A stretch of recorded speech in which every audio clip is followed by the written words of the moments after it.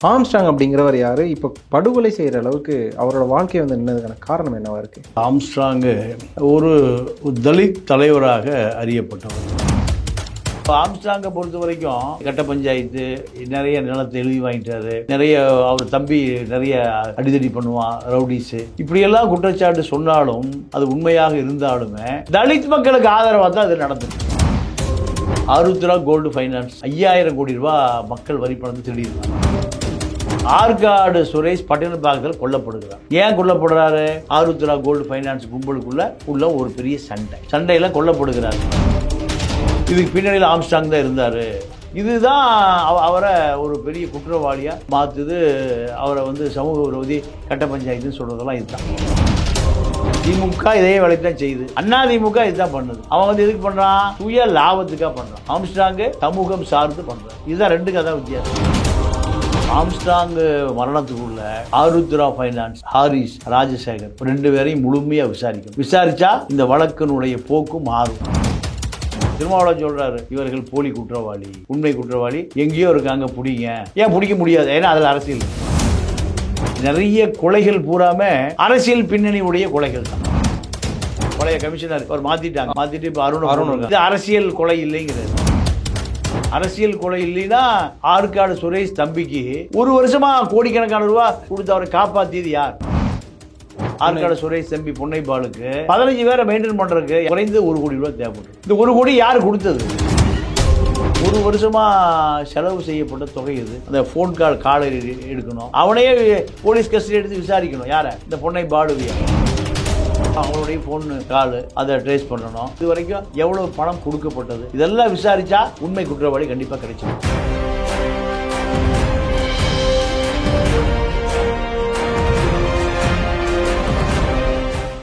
Globe 360 நேயர்களுக்கு வணக்கம்.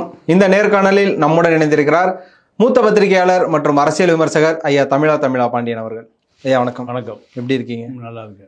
அண்மையில் பார்த்தீங்கன்னா தமிழகத்தை உலுக்கிய ஒரு விஷயம் என்ன அப்படின்னா ஆம்ஸ்ட்ராங் அவர்களோட படுகொலை. அவரை பற்றி பல விஷயங்கள் பேசப்படுது. அவரை பற்றி எளிமையாக சொல்லணும் அப்படின்னா பகுஜன் சமாஜ்வாதி கட்சியோட மாநில தலைவர் அப்படிங்கிற ஒரு வார்த்தையில் சொல்லிடலாம்.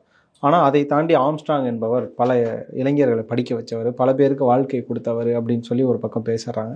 இன்னொரு பக்கம் அவர் நிறைய கட்ட பஞ்சாயத்தில் இருந்திருக்காரு அப்படின்னு பேசுகிறாங்க. இது மாதிரியான பல விஷயங்கள் ஆம்ஸ்ட்ராங் பற்றி வருதில்லை. ஆம்ஸ்ட்ராங் அப்படிங்கிறவர் யார்? இப்போ படுகொலை செய்கிற அளவுக்கு அவரோட வாழ்க்கை வந்து நின்னதுக்கான காரணம் என்னவா இருக்குது? இல்லை, ஆம்ஸ்ட்ராங் ஒரு தலித் தலைவராக அறியப்பட்டவர் முதலில். ஆமாம். ஆரம்ப கட்டத்தில் அவர் எப்படி அரசியலுக்கு வராருன்னா, பெல்ல ரவி கூட நெருக்கமாக இருக்கார். பெல்ல ரவி ஒரு குற்றவாளி. அவரோடு தான் இவருக்கு ஆரம்ப கட்ட அறிமுகம். அதன் பிறகு தன்னுடைய போக்கை அங்கிருந்து விலகி பூவை மூர்த்திக்கிட்ட அரசியல் நெருக்கத்தை ஏற்படுத்தி கொள்கிறார். அப்போது பூவை மூர்த்தி ஒரு தலித் தலைவர். ஒரு 90களில் தமிழ்நாடு முழுக்க தலித் இளைஞர்கள்ட்ட ஒரு பெரிய எழுச்சி ஏற்பட்டது. நீங்கள் தமிழ்நாடுடைய மத்திய பகுதி மதுரையிலிருந்து வடக்கு வரை திருமாவளவன், தலித் பேந்தர், அதாவது விடுதலை சிறுத்தைகள், இந்த கட்சியை அவர் ஆரம்பித்து அடுத்த கட்டம் நகர்த்திட்டு போகிறாரு. சென்னை, திருவள்ளூர், காஞ்சிபுரத்தில் பூவை மூர்த்தி, இப்போ இல்லை, அவர் மரணம் அடைஞ்சிட்டார், பூவை ஜெகன்மூர்த்தியுடைய அண்ணன். அப்போ அவர் ஆம்ஸ்ட்ராங் ஆரம்பத்தில் வெள்ளை ரவியோடு இருந்த பொழுது அது ஒரு வகையான ஒரு குற்ற பின்னணி உடையவர் அவர். சரி, வெள்ளை ரவி. அப்போ வெள்ளை ரவியிடமிருந்து நெருக்கத்தை தொடர்பை துண்டிச்சுட்டு பூவை மூர்த்திகிட்ட அரசியல் நெருக்கத்தை ஏற்படுத்திக்கிறார். அப்போ அங்கே தான் அவர் அம்பேத்கரை படிக்கிறார். அம்பேத்கரை படிக்கிறாரு, புத்தத்தை படிக்கிறாரு, எல்லாமே அவரோட நெருக்கமாக இருக்கார். இளைஞர்கள் நிறைய அவருக்கு பழகுவதற்கு வாய்ப்பு கிடைக்குது. இந்த காலகட்டத்தில் பூவை மூர்த்தி ஒரு மரணம். பூவை மூர்த்தி மரணத்திற்கு பிறகு அந்த கட்சிக்கு தலைவராகிறதுக்கு முயற்சி பண்ணுறார். ஆனால் அது நடக்கலை. அங்கிருந்து மறுபடியும் விலகிறார். விலகி அவர் சொந்த பகுதி பெரம்பூரில் அரசியலில் சுயேட்சையாக நிற்கிறார். 2006 சுயேட்சையாக நின்று ஜெயிக்கிறார். அப்படி ஜெயிக்கிற பொழுது ஒரு பெரிய சென்னையில் ஒரு பெரிய அதிர்ச்சி நடக்குது. என்னென்னா, அந்த தேர்தலை செல்லாதுன்னு இப்ராஹிம் கலிபுல்லான்னு ஒரு உயர்நீதிமன்ற நீதிபதி எல்லாத்தையும் ரத்து பண்ணுறார். ஏன் ரத்து பண்ணுறாருன்னா, திமுக எல்லா பகுதிகள்லேயும் வேட்பாளர்களை நீங்கள் சொந்த வாக்காளர்களை வச்சு முறைகேடாக வெற்றி பெறுது. எல்லா தொகுதியிலும் என்ன பண்ணுறாங்க, இவங்கள ஆட்களே போய் ஓட்டை போடுறது. திமுகவை வெற்றி பெற்றதை அறிவிச்சார். இப்படி தான் எல்லா தொகுதியிலையுமே அப்படி ஒரு கூத்து நடக்குது. போலீஸ் வேடிக்கை பார்த்துட்டு நிற்கிது, தேர்தல் ஆணையம் வேடிக்கை பார்த்துட்டு இருக்குது. எப்போவுமே திராவிட இயக்கங்கள் எப்போவுமே சட்டத்தை ஜனநாயகத்தை தூக்கி ஓரமாக போட்டுருவோம். என்றைக்கு திராவிட இயக்கம் ஆட்சிக்கு வந்ததோ, காவல்துறை எந்த குற்றவாளியும் கைது பண்ண முடியாது. கைது பண்ணிவிட்டு அவன் போலீஸ் ஸ்டேஷனுக்கு போகிறக்குள்ளே போலீஸ் ஸ்டேஷனுக்கு 10 ஃபோன் வந்துடும். கிளை செயலாளர், பகுதி செயலாளர், வட்டச் செயலாளர், ஒன்றியம், நகர்னு அத்தனை பேரும் ஃபோன் பண்ணுவோம். யாருக்கு? அக்யூஸ்டுக்கு சப்போர்ட் பண்ணி ஸ்டேஷனுக்கு கால் பண்ணி அவரை விட்டுருங்க அப்படிங்கிற. இது இன்றைக்கி நேரத்தில் இல்லை. என்றைக்கு 67 திமுக ஆட்சிக்கு வந்ததோ அன்னையில் இன்னைக்கு வரைக்கும் தான் நிலவரம். அது அதிமுக திமுக எல்லாம் வேறுபாடே இல்லை. ஒரு போலீஸ் போய் ஒரு குற்றவாளியை பிடிச்சி தண்டிச்சிடவே முடியாது. அதுமாரி தண்டிச்சான்னா அந்த இன்ஸ்பெக்டர் வேலை பார்க்க முடியாது. இதுதான், இன்ஸ்பெக்டர் வேலை பார்க்க முடியாது, ஏசி வேலை பார்க்க முடியாது. இப்படி தான் நிறைய கொலைகள் பூராமல் அரசியல் பின்னணி உடைய கொலைகள் தான். ராமஜெயம் கொலையில் யாருன்னு தெரியும், குற்றவாளியை நெருக்கவே முடியல. கொடநாடில் யார் குற்றவாளின்னு தெரியும், நெருக்கவே முடியல. திருநெல்வேலியில் ஜெயக்குமார் தனசேகர் யார் குற்றவாளின்னு தெரியும், நெருக்கவே முடியல. இப்படி எல்லா குற்றவாளியும் காவல்துறைக்கு தெரியும். ஆனால் அவர்களால் பக்கத்தில் போக முடியாது. ஏன்? அரசியல். இப்போ ஆம்ஸ்ட்ராங் கொலையும் அரசியல் கொலை தான். நீங்கள் ரத்தோர் பழைய கமிஷனர் இப்போ மாற்றிட்டாங்க. ஆமாம், மாற்றிட்டு இப்போ அருண் இருக்காங்க. அவர் இது அரசியல் கொலை இல்லைங்கிறார். அரசியல் கொலை இல்லைன்னா ஆற்காடு சுரேஷ் தம்பிக்கு 1 வருஷமாக கோடிக்கணக்கான ரூபா கொடுத்து அவரை காப்பாற்றியது யார்? அவ்வளோ பெரிய தொழிலதிபர் இல்லை. யார்? ஆற்காடு சுரேஷ் தம்பி, பொன்னை பாலு அவ்வளோ பெரிய பணக்காரனா இல்லை, சும்மா சாதாரண ரவுடி. இந்த ரவுடி ஒரு 15 பேரை வச்சு 1 வருஷம் ஸ்கெட்சு போடுறதுக்கு, இந்த 15 பேரை வச்சு மெயின்டைன் பண்ணுறதுக்கு அவருக்கு மாதம் 10 லட்ச ரூபா வேணும். யாரும் 1 மணி நேரம் கூட இடத்துல இருக்க மாட்டான். அவ்வளோ பேரும் சமூக விரோதிகள். தண்ணி அடிக்கணும், உல்லாசமாக இருக்கணும், பொண்ணுங்க வேணும், என்னென்ன அயோக்கியத்தனம் இருக்கோ அத்தனையும் வேணும். அப்போ இவன் இப்படி ஒரு 15 பேரை மெயின்டைன் பண்ணுறதுக்கு யாருக்கு? ஆற்காடு சுரேஷ் தம்பி பொன்னை பாலுக்கு இத்தனை ஏறக்குறைய குறைந்த 1 கோடி ரூபா தேவைப்பட்டிருக்கு. இந்த 1 கோடி யார் கொடுத்தது? யார் கொடுத்துருப்பாங்க? அதான் யார்? நீங்கள் திருமாவளவன் சொல்கிறாரு, இவர்கள் போலி குற்றவாளி, உண்மை குற்றவாளி எங்கேயோ இருக்காங்க, பிடிங்க. ஏன் பிடிக்க முடியாது? ஏன்னா அதில் அரசியல் இருக்குது. நான் சொன்ன பழைய ஆட்கள் அந்த கதை பூராமல் எல்லாத்துக்குள்ளேயும் அரசியல் இருக்குது. இப்போ ஆம்ஸ்ட்ராங்கை பொறுத்த வரைக்கும், ஆம்ஸ்ட்ராங்கு பூவை மூர்த்திட்டிருந்து சுயேட்சை நின்று ஜெயிக்கிறார். நீதிமன்றத்தில் சொல்கிறார், நான் திமுக காரணம் இல்லை, எனக்கு திமுக ஓட்டும் போடலை, அப்போது நான் சுயேட்சை ஜெயிச்சிருக்கேன், என்னுடைய தேர்தல் வெற்றி செல்லணும்னு நீங்கள் அறிவிக்கணும். நீதிமன்றம் எல்லாத்தையும் ஆய்வு செஞ்சு இப்ராஹிம் கலிபுல்லா கோர்ட்டில் இவர் சுயேட்சை ஜெயிச்சார், மீதி எல்லாம் ரத்து பண்ணிட்டாங்க. இதுதான் யார்? இந்த ஆம்ஸ்ட்ராங். இப்படி பார்க்கப்பட்ட காலம். இதன் பிறகு அவருக்கு புரசை ரங்கநாதனோட தொடர்பு ஏற்படுது. புரசை ரங்கநாதன் எம்எல்ஏ, சிதம்பரத்துக்கு ரொம்ப நெருக்கமானவர். ம். சிதம்பரத்துக்கு ரொம்ப ரொம்ப நெருக்கமானவர். இப்படி அவருக்கு ஒரு பெரிய அடையாளம் இருக்குது. முழுக்க வந்து அவர் ரியல் எஸ்டேட் தான். மோரையில் ஒரு மர்டர் கேஸில் ஜெயலலிதா முடிஞ்சு குண்டாசிலேயே போடுது. இப்படிப்பட்ட ஒரு பின்னணி உடையவர் தான் புரசை ரங்கநாதன். புரசை ரங்கநாதனோட இவருக்கு நெருக்கம் ஏற்படுது. ஏன்னா அவர் ரியல் எஸ்டேட்டுக்கு இந்த சக்திகள் தேவைப்படுது. இந்த தலித் சக்திகள் அவருக்கு தேவைப்படுது. அதனால் புரசை ரங்கநாதன் இவர் முழுமையாக பயன்படுத்திக்கிறார். பயன்படுத்திய பிறகு தான் இவருக்கான பணம், சொத்து, சுகம், செல்வம் எல்லாம் சேருது. சேர்ந்து நீங்கள் நிறைய தலித்து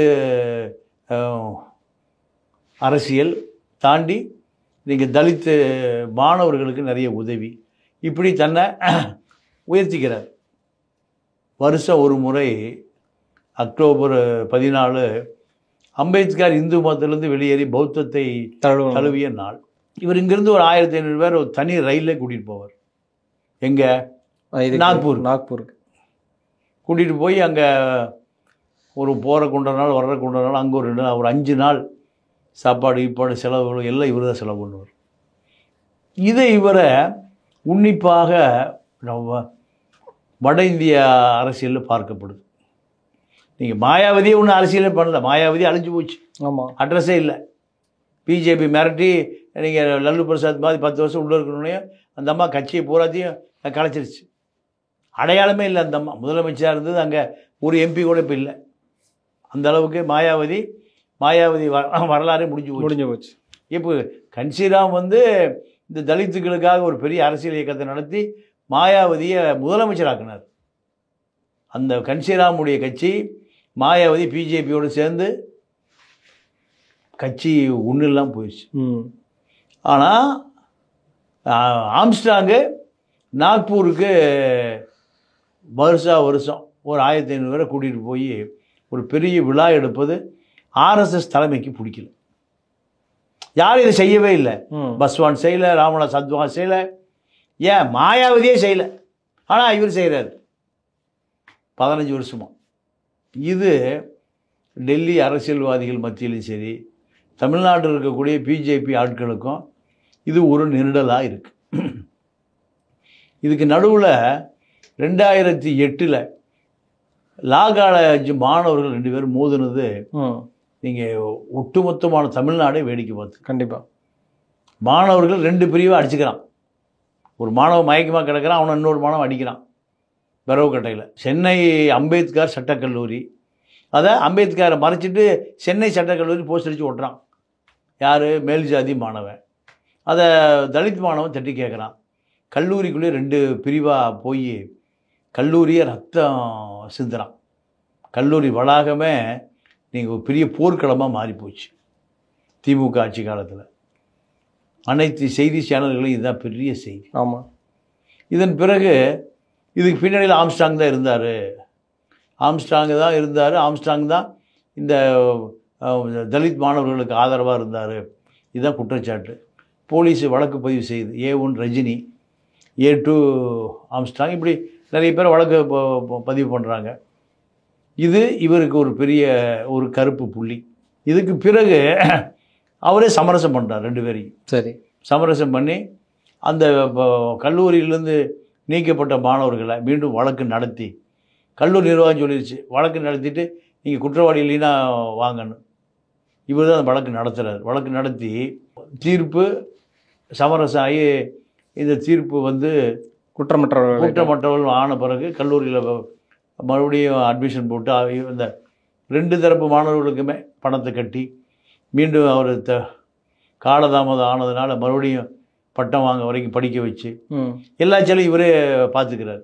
பார்த்து அந்த மாணவர்களை படிக்க வச்சு வழக்கறிஞராக்கி நீங்கள் பார் கவுன்சிலில் பதிவு செய்கிற வரைக்கும் உதவி பண்ணுறார். அப்போ அந்த ஆதிக்க சாதி மாணவர்கள் அவரோட தொடர்பில் இருக்கிறான். தொடர்பில் இருந்தாலும் இது நடக்கும். அப்போ இதுவும் கரும்புள்ளி, இதுவும் இது அது கரும்புள்ளி இல்லை. அந்த கரும்புள்ளியை துடைத்தா இருக்கார். ஒரு பக்கம் மாணவர்களை படிக்க வச்சது மூலமா. ஓகே, சரி. அப்போது ஆம்ஸ்ட்ராங்கை பொறுத்த வரைக்கும் நீங்கள் கட்ட பஞ்சாயத்து நிறைய நிலத்தை எழுதி வாங்கிட்டாரு, நிறைய அவர் தம்பி நிறைய அடிதடி பண்ணுவான், ரவுடிஸு, இப்படியெல்லாம் குற்றச்சாட்டு சொன்னாலும் அது உண்மையாக இருந்தாலுமே தலித் மக்களுக்கு ஆதரவாக தான் இது நடந்திருக்கு. அவர்களை தலித் மக்களுக்கு எதிராக இது நடக்கலை. தலித் மாணவன் பாதிக்கப்பட்டால் நீங்கள் உடனடியாக களத்தில் குதிப்பார். எனக்கு தெரிஞ்சு மார்க்ஸ் ரவிச்சந்திரன் ஒரு வழக்கறிஞர் உடம்பலப்பேட்டையில் ஒரு பணக்கார வீட்டில் வேலை பார்க்குற ஒரு அம்மா, அங்கே ஒரு பொருள் திருடு போயிடுது. திருடு போன பிறகு அந்த காவல் நிலைய ஆய்வாளர் என்ன பண்ணுறான், வயசான அம்மான்னு கூட பார்க்காம அந்த அம்மாவை அடித்து உதச்சி பிறப்புறுப்புலாம் லத்தியை வச்சு சித்திரவதை பண்ணி அந்த அம்மா மரணத்தின் தருவாய் ஒரு ஏபிஎஸ் கார்பஸ் போட்டு ஹைகோர்ட்டு கொண்டு வராங்க அந்த அம்மாவை. அந்த அம்மா நடக்க முடியாமல் ஸ்ட்ரெச்சரில் தூக்கிட்டு வராங்க. மனிதாபிமானமே இல்லாத இந்த காவல்துறை அதிகாரி. நீங்கள் இந்த மார்க்ஸ் ரவிச்சந்திரன் கோர்ட்டுக்குள்ளே வச்சு அவன் சட்டையை பிடிச்சி கேட்குறாரு, இந்த அறிவு கட்ட பயிலாக இப்படி தலித்தாக இருந்தால் கேட்குறக்கு நாதி இல்லைங்கிறியா. அப்போது அந்த உணர்ச்சி அந்த இளைஞர்கிட்ட தான் வருது. அவர்கள் தான் அதை தட்டி கேட்குறான். வேறு எந்த அரசு தட்டி கேட்குறதில்ல, அரசு அமைப்பு தட்டி கேட்குறதில்ல, எல்லாம் தமிழ் ஜாதியாக இருக்கான். நீங்கள் தமிழ்நாட்டை பொறுத்த வரைக்கும் ஒரு குற்றம் நடக்குதுன்னா யாரும் ஒன்று சேர மாட்டேங்கிறான். ஏன்? அவன் என்ன செட்டியாரா, முதலியாரா, நாடாரா, தலித்தா, வன்னியரா, தேவரா, தமிழர்களாக ஒன்று சேர்றதே இல்லை. நீங்கள் சாத்தாங்குளத்தில் பென்னிஸ் ஜெயராஜா செல்ஃபோன் கேட்குறான், போலீஸ்காரன் கொடுக்க மாட்டேங்கிறான். கொரோனா டைமில் 9 மணிக்கு மேலே கடை வந்து வச்சுருக்கான். அதானே குற்றம். ஆமாம், அடித்தே கொள்கிறான். ஒரு 50 பேர் போய் நியாயம் கேட்டுருந்தா அவன் அப்போவே விட்டுருப்பான். ஒரு 2 வக்கீல் போயிருந்தால் விட்டுருப்பான். கேட்க நாதி இல்லை. இந்த இனத்தினுடைய அடையாளமே நாதியற்ற இனமாக தான் இருக்குது. 8 கோடி பேர் இருக்கான, 8 கோடி பேர் 8 கோடி சாதியாக இருக்கான். ஆமாம், தன்னுடைய சாதியாக இருந்தால் போய் நிற்கிறான், சாதியாக இருந்தால் போலீஸ் பயப்படுறான். ஆனால் தமிழனா எவனும் பார்க்கறதே இல்லை. இதுதான் இப்போது இந்த வட சென்னையில் யார் பாதிக்கப்பட்டாலும் ஆம்ஸ்டாங்கிட்ட போனால் ஆம்ஸ்டாங் ஆள் அனுப்புவார், அனுப்புவார், அதை நியாயம் கேட்பான். இதுதான் அவரை ஒரு பெரிய குற்றவாளியாக மாற்றுது. அவரை சமூக விரோதி, கட்ட பஞ்சாயத்துன்னு சொல்கிறதெல்லாம் இதுதான். அதாவது திமுக இதே வேலைக்கு தான் செய்யுது. திமுக அமைச்சர், மாவட்ட செயலாளர், மந்திரி பூரா போலீஸ் கட்ட பஞ்சாயத்து தான் பண்ணுறான். அதிமுக இதுதான் பண்ணுது. அவன் எதுக்கு பண்ணுறான்? சுய லாபத்துக்காக பண்ணுறான். ஆம்ஸ்ட்ராங்கு சமூகம் சார்ந்து பண்ணுறாரு. இதுதான் ரெண்டுக்கு அதான் வித்தியாசம். இவன் கிடைச்சானா இதில் ஈவரக்கமே இருக்க காசு வாங்கிட்டு போயிடுவான். ஆமாம். ஆனால் ஆம்ஸ்ட்ராங்கை பொறுத்த வரைக்கும் தலித் மாணவன், தலித் குடும்பம், தலித் மக்கள் இவங்க பாதிக்கப்படக்கூடாது, இதுக்காக அவர் களத்தில் நிற்கிறார். அதாவது இப்போ ஆருத்ரா கோல்டு ஃபைனான்ஸ், ஆமாம், 5000 கோடி ரூபா மக்கள் வரி பணத்தை திருடியிருக்கான். 1 லட்சம் பேர் சந்தாதாரர்கள். அரசாங்கம் பார்த்துட்ருக்கு, போலீஸு பார்த்துட்ருக்கு, வருவாய்த்துறை பார்த்துட்ருக்கு, அதிமுக பார்க்குது, திமுக எல்லாம் வேடிக்கை பார்க்குது. பார்த்து பங்கு போட்டு பிரிச்சுக்கிறான். எல்லா ரவுடியும் ஆருத்ரா கோல்டில் கோடிக்கணக்கான ரூபா திருடியிருக்கான். அரசியல்வாதி திருடியிருக்கான். ஏன்னா அவனோட திருடனோட ஜீவன் வாங்கியிருக்கான். ஆமாம், அதிகாரி, போலீஸ் அதிகாரி வாங்கியிருக்கான். அப்படி பார்த்தீங்கன்னா ஒரு 100 போலீஸ் அதிகாரிகளை சஸ்பெண்ட் பண்ணணும். அவ்வளோ பேர் ஆருத்ராவில் பணம் வாங்கியிருக்கான். யார்கிட்ட? ஹாரிஸ்ட்டு வாங்கியிருக்கான், ராஜ்சாகிட்ட வாங்கியிருக்கான். ஒரு கட்டத்தில் ஹாரிஸு பிஜேபியில் சேர்ந்துட்டான். பிஜேபியில் சேர்ந்து மாநில விளையாட்டு அணி தலைவர், மாநில பொறுப்பு, ஒரு விசிட்டிங் கார்டு. எதுக்கு? பணம் கொடுத்தா பிஜேபியில் பதவி கிடைக்குது. ஏன்னா இந்த கள்ளப்பணத்தை பாதுகாக்கிறதுக்கு கட்சி பதவி தேவை. மக்கள்கிட்ட கொள்ளையடிச்ச பணத்தை, ஏமாத்துற பணத்தை காப்பாற்றுறதுக்கு என்ன தேவை? பிஜேபியில் அரசியல் தேவை.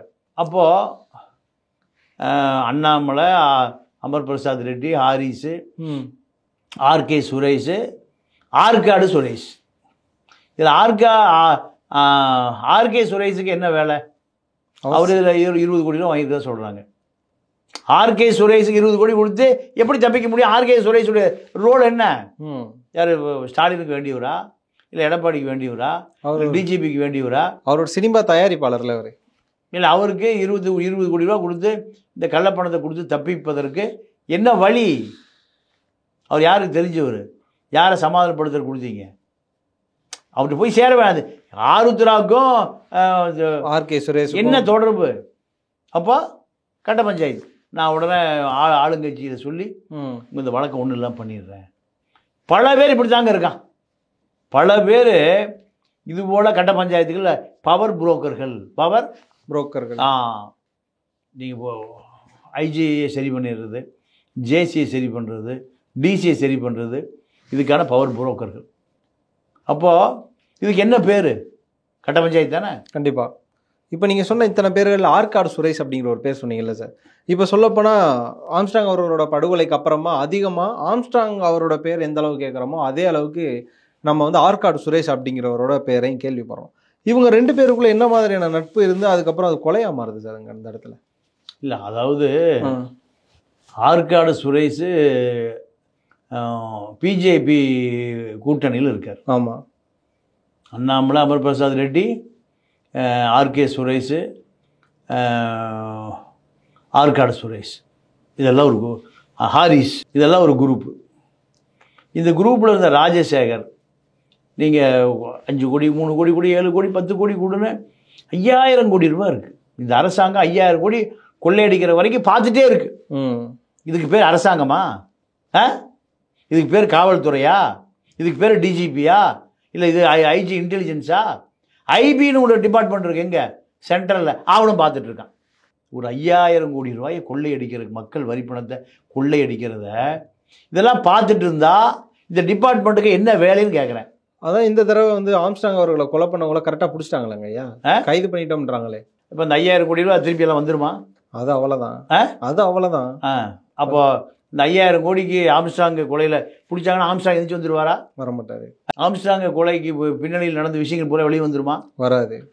ராமஜெய கேஸ் பிடிச்சிட்டாங்களா குற்றவாளியை? இன்னும் பிடிக்கல, நெருங்கிட்டதா சொல்றாங்க. எத்தனை வருஷமா நெருங்கிட்டீங்க? இப்போ சொல்லியிருக்காங்க. எத்தனை வருஷமா நெருங்கிட்டீங்க? கொலை நடந்து எத்தனை வருஷம் ஆச்சு? அது ஆயிடுச்சுங்கய்யா. எத்தனை வருஷம் சொல்லுங்க? பற்பல வருடங்கள் ஆயிடுச்சு. எத்தனை வருஷம்? 2012 நடந்தது. இப்போ வருஷம் எவ்வளவு? 2024. எத்தனை வருஷம் ஆச்சு? 12 வருஷம். 12 வருஷமா 2 கிலோமீட்டர் நெருங்குறீங்களா? 1/2 கிலோமீட்டர் நெருங்குறீங்களா? அப்போ அதுக்குள்ள அரசியல் இருக்கிறதுனால போலீஸ் வேலையை செய்ய முடியல.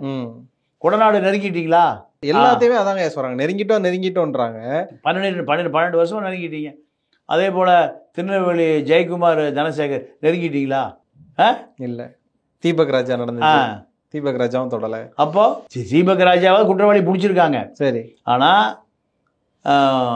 அமைச்சர் இப்போ அவர் தான் நிழல் முதலமைச்சர் தமிழ்நாட்டுக்கு, நேரு சொந்த தம்பியை குற்றவாளி ஏன் பிடிக்க முடியல? ஏன், என்ன காரணம்? அரசியல் இருக்கு. அதே போல ஜெயக்குமார் தனசேகர்,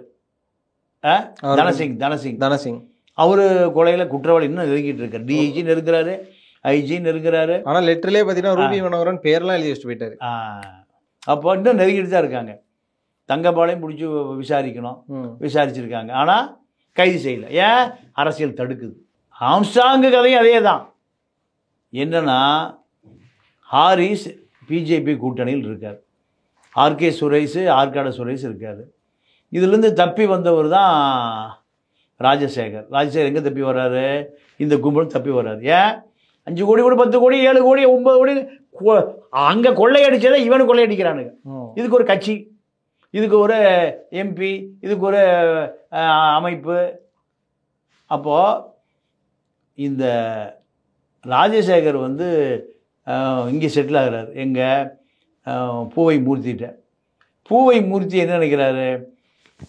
தன்னுடைய தலித் மக்கள் நிறைய பேர் ஏமாற்றப்பட்டிருக்காங்க. இந்த ஏமாற்றப்பட்டவர்கள்ட்ட ராஜசேகரை வச்சு பணம் வாங்கிடலாம். போலீஸ் அதிகாரி நிறைய பணம் கொடுத்துருக்காங்க. அப்போ இது பூவை மூர்த்திட்டு வந்து ஆம்ஸ்ட்ராங்கிட்ட வருது. ஆம்ஸ்ட்ராங்கிட்ட வந்த பிறகு ஆம்ஸ்ட்ராங்கு பாதிக்கப்பட்டவங்களாம் பணம் வாங்கி கொடுக்கறதுக்கு முயற்சி பண்ணுறார். இதுதான் ஆம்ஸ்ட்ராங்குடைய ரோல். இதில் ஆற்காடு சுரேஷ் பட்டியல் பாகத்தில் கொல்லப்படுகிறார். ஏன் கொல்லப்படுறாரு? இந்த கும்பல், இந்த ஆருத்ரா கோல்டு ஃபைனான்ஸ் கும்பலுக்குள்ள உள்ள ஒரு பெரிய சண்டையில் கொல்லப்படுகிறார். கொல்லப்பட்ட பிறகு இதை கொன்னது யாருன்னா ஒத்தக்கண்ணு ஜெயபால். இந்த ஜெய்பால் யார் பாதுகாப்பு இருக்காருன்னு இப்போ கொலை செஞ்ச பொண்ணை இப்போ ஆர்கடா சுரேஷ் தம்பி என்ன சொல்கிறான், ஒத்தக்கண்ணி ஜெய்பால் ஆம்ஸ்டாங் பாதுகாப்பில் தான் இருக்கான். அப்போது இது எல்லாமே ஒன்றுக்குள்ளே ஒன்று பின்னி பிணைஞ்சு. ரியல் எஸ்டேட்னால மனிதாபிமானமே இல்லாமல் பண்ணுறது தான் ரியல் எஸ்டேட் இப்படி. அப்போது 1 வருட காலம் ஆம்ஸ்டாங்கை கொலை செய்வதற்காக நாங்கள் திட்டமிட்டோம். 1 வருஷம் பிளான் போட்டிருக்கோம். 1 வருஷமாக இந்த குழு இயங்குவதற்கு பணம் ஏது? 15 பேர் கொண்ட குழு. இவர் கண்காணிச்சிருக்காங்க, தொடர்ச்சியாக ஆயுதம் வாங்கியிருக்காங்க. இவருக்கு எப்போ துப்பாக்கி இருக்கும், துப்பாக்கி எப்போ இருக்காது, வீடு கட்ட இடத்துக்கு எப்போ வருவார், நீங்கள் எப்போ சுகி ட்ரெஸ்ஸை போட்டு போனால் எவனும் சந்தேகப்பட மாட்டான். இப்படி பல நாள் பல பரிசோதனை நடந்திருக்கு. இந்த 15 பேர் கொண்ட கும்பல் 1 வருஷமாக ஒரே இடத்துல தங்கி இருந்து இயங்குவதற்கு யார் பணம் கொடுத்தான்? நீங்கள் ஒரு ஆள் ஒரு நாள் கூட இருக்க மாட்டான். பணம் கொடுக்கல, அடுத்த நாள் போயிடுவான். ஆமாம், அடுத்த வேலையை போயிடுவான். அடுத்த கூலிப்படையாக போயிடுவான். அப்போது 15 பேரும் தொடர்ச்சியாக பொன்னை பாலு தலைமையில் செயல்படுறதுக்கு கொலை செய்ய போகிறவன் ஏமாந்தால் கொலை செய்யப்படுவான். ஒன்று இவன் முந்தி அவனை குத்த போவான். ஆமாம், அவன் உஷார சுட்டான்னா இவன் உயிரும் போகும். ஆமாம். அப்போது இது சோத்துக்கு இல்லாமல் ஜெயிக்க மாட்டான். லட்சக்கணக்கான ரூபா வாங்கிடுவான். உயிரோடு இருந்தால் ஓகே, இல்லைன்னா அந்த பணத்தை வச்சு ஃபேமிலி செட்டில் ஆயிடும். அப்போ ஃபேமிலி இல்லாதவங்க கூட பணம் வாங்கிடுவான். இதுதான் அந்த ரவுடிகளுடைய ஹிஸ்ட்ரி. அப்போது 1 வருஷமாக செலவு செய்யப்பட்ட தொகை இது. அந்த ஃபோன் காலை எடுக்கணும், அவனையே போலீஸ் கஸ்டடி எடுத்து விசாரிக்கணும். யாரை? இந்த பொன்னை பாலுவிய. உனக்கு யார் பணம் கொடுத்தா? அப்போ அவனுடைய ஃபோனு கால் அதை ட்ரேஸ் பண்ணணும். இந்த 15 பேருக்கும் இவனே போய் பணம் வாங்கிட்டு சொல்லியிருப்பான். சரி, யாரை போய் யார்கிட்ட வாங்கிட்டு வந்தான், இவனுக்குலாம் எவ்வளோ நாள் இது வரைக்கும் எவ்வளோ பணம் கொடுக்கப்பட்டது, இதெல்லாம் விசாரித்தா உண்மை குற்றவாளி கண்டிப்பாக கிடைச்சிருவோம். ஆனால் உண்மை குற்றவாளியை நெருங்குற அளவுக்கு காவல்துறைக்கு சுதந்திரம் கொடுக்கப்படுமா? காவல்துறைக்கு சுதந்திரம் கொடுக்க 10 டீம் போட்டாச்சு அசலாக்காரருக்கு தலைமையில். இந்த 10 டீமுக்கும் உண்மையாகவே சுதந்திரம் கொடுக்கப்படுமா? சந்தேகம். குடநாடு எஸ்டேட்டில் சுதந்திரம் கொடுக்கப்பட்டதா? கனகராஜ் ஏச்சி கொலை செய்யப்பட்டது மல்லிகா நல்லுசாமின்னு ஒரு காரில். அந்த அம்மா விசாரிக்கப்பட்டாளா? இன்னைக்கு வரைக்கும் விசாரிக்கலையே. கனகராஜ் மரணத்துக்கு பின்னாடி பல மர்மம் இருக்குது. ஆமாம், போலீஸ் அதிகாரி முரளி ரம்பா விசாரிக்கணும். பத்திரிகையாளர் போர்வையில் இருக்கிற புரோக்கர் சோனியா அருண்குமார் விசாரிக்கணும். சோனியா அருண்குமார் சங்கர் சவுக்கு சங்கர் எல்லாம் ஒரு கும்பல். குடநாடு கொலையில் பல ரகசியம் ஒழிஞ்சிருக்கு. போலீஸ் விசாரிக்கவே இல்லை. காவல்துறை உண்மை குற்றவாளிகளை கைது செய்யவே இல்லை. ஜெயலலிதா மரணம், நீங்கள் ஜெயலலிதா எங்கே போனாலும் இப்போ எஸ்பிஜி ப்ரொடெக்ஷனோட தான் அந்த அம்மா போகும் இல்லையா? ஆஸ்பத்திரிக்கு போகும்போது அந்த அம்மாவை எதில் தூக்கி ஆட்டோவில் தூக்கிட்டு போனாங்களா, இல்லை மாட்டு வண்டியில் தூக்கிட்டு போனாங்களா, இல்லை குட்டியாக தூக்கிட்டு போனாங்களா? ஆம்புலன்ஸ்லாம் எடுத்துகிட்டு போயிருப்பாங்க. அப்போ ஆம்புலன்ஸில் போகும்போது எப்படி அந்த அம்மா அடிபட்டது, எப்படி கொண்டு போனாங்க, எந்த தகவலுமே இல்லையே. எஸ்பிஜி கூட போயிருக்கணுமா இல்லையா? கண்டிப்பாக. ஃபுட்டேஜே இல்லையே. அப்போது ஆறுமுகசாமி ஆணையம் அப்போலோ ரெட்டியும் விசாரிக்கல, சசிகலா விசாரிக்கல. 2 பேர் குற்றவாளிகள் விசாரிக்காமல் எப்படி ஆறுமுகசாமி ஆணையம் ஸ்டேட்மெண்ட் கொடுக்க முடியும்? அவர் நியாயமாக பண்ணார், அவ்வளோதான். ஒரு யானை சேத்துல சிக்கிச்சுன்னாரு, சிறு நரிகளும் நாய்களும் கடித்து கொதறிச்சுன்னு ஸ்டேட்மெண்ட் முடித்தார். அதானே ஆறுமுகசாமி ஆணையம் ஸ்டேட்மெண்ட். அப்போ ஆமாம், திமுக என்ன சொல்லிச்சு? நான் வந்த உடனேயும் இந்த அம்மாவோட வழக்கில் இருக்கக்கூடிய மர்மத்தை கண்டுபிடிப்பேன் நாங்கள். பண்ணாரா? ஏன் பண்ணலை? அவ்வளோதான். யார் தடுத்தா அவரை? அதுக்குள்ளே ஒரு அரசியல் இருக்குது. அப்போ ஆம்ஸ்ட்ராங்கு மரணத்துக்குள்ள ஆருத்ரா ஃபைனான்ஸ், ஹாரிஸ், ராஜசேகர் 2 பேரையும் முழுமையாக விசாரிக்கணும். விசாரித்தா இந்த வழக்கினுடைய போக்கு மாறும். 15 குற்றவாளிகளையும் எடுத்து உங்களுக்கு இத்தனை வருஷமாக, 1 வருஷமோ 1.5 வருஷமோ, ஆற்காடு சுரேஷ் மரணத்திற்கு பிறகு உங்களுக்கு என்ன தொடர்பு, உங்களுக்கு யார் பணம் கொடுத்தா, இதை விசாரிக்கணும். அப்போ அது உண்மை குற்றவாளி கண்டுபிடிக்கலாம். ம். திருமாவளவன் சொல்றதை போல இவெல்லாம் போலி குற்றவாளிங்கிறார். அப்போ உண்மை குற்றவாளி எங்கே இருக்கு அவருக்கே தெரியுது, எல்லாத்துக்கும் தெரியுது. மாயாவதி வந்தவரை சொல்லிட்டு போயிடுச்சு, சட்டம் ஒழுங்கு கெட்டு உடனே ஒரு இந்தியா இஷ்யூ ஆக்கிட்டு போயிடுச்சு. அந்த அம்மா இந்திய அளவில் இது பெரிய இஷ்யூ ஆக்கிட்டு போயிடுச்சு. போனவர் ரத்தோரை மாற்றிட்டு அருண்குமாரை போட்டால் குற்றவாளி கண்டுபிடிச்சிருவீங்களா? சட்டம் ஒழுங்கு சரியாக வந்துடுமா?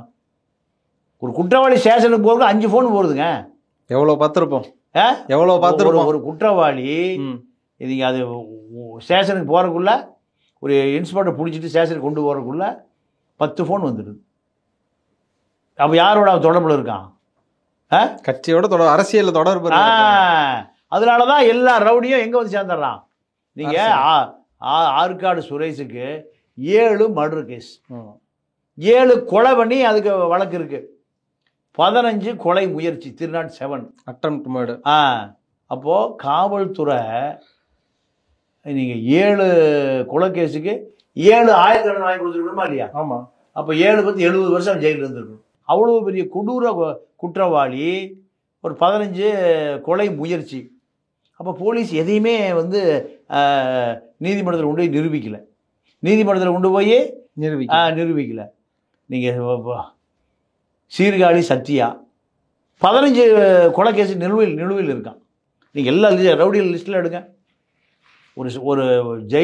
ஒரு ஸ்டேஷன் லிமிட்டில் குறைஞ்சது ஒரு 3 பேர் இருக்கான். அரசியல்வாதி ஒருத்தன் இருக்கான். கணக்கு பார்த்தீங்கன்னா தமிழ்நாடு முழுக்க ஒரு 5000 கொலை குற்றவாளி, எல்லார் மேலேயும் 10 கொலை கேஸ் இருக்கு. 10 கொலை கேஸ் இருக்கு. இந்த கொலை கேஸோட அடுத்த கொலைக்கு தயாராகிடலாம். தலித் அப்படின்னு சொல்லக்கூடிய ஒரு சிறுபான்மை அமைப்புல இருக்கிறாங்க. இந்த இடங்கள்ல ஜாதியை பொறுத்து கொலை செய்யப்படுதாங்க ஐயா. இதுல தலித்து நான் தலித்து எல்லாம் கிடையாதுங்க, எல்லாத்துக்குள்ளேயும் அரசியல் தான். இப்போ இந்த படலம் தொடருமாங்க? அப்படி கண்டிப்பா தொடரும். இது நிறுத்துவதற்கு தண்டிப்பதற்கான முயற்சியே இல்லை. அப்போ ரவுடி ஆற்காடு வீராசாமிக்கு நிறுத்தம், சங்கராச்சாரியார் கொலையில் ஜெயிலில் இருந்தால அந்த ரவுடி. நீங்க சங்கராச்சாரியார் சொல்லி அங்க சங்கராமனை போட்டு தரணும். சங்கர படத்துல இருக்கக்கூடிய ஒரு சாமியாருக்கு யாரு தேவைப்படுறா? ரவுடிகள் தேவைப்படுறான். அப்ப அரசியல்வாதிக்கு தேவைப்பட மாட்டானா? காவல்துறை அரசியல்வாதிகளுடைய ஏவல் துறையா மாறியதனுடைய விளைவுதான் ஆம்ஸ்ட்ராங் கொலையில உண்மை குற்றவாளிகள் யாருன்னு இப்போ வரையும் தெரியாம தெரிவதற்கு முயற்சி பண்ணுவாங்கன்னு நம்பிக்கை.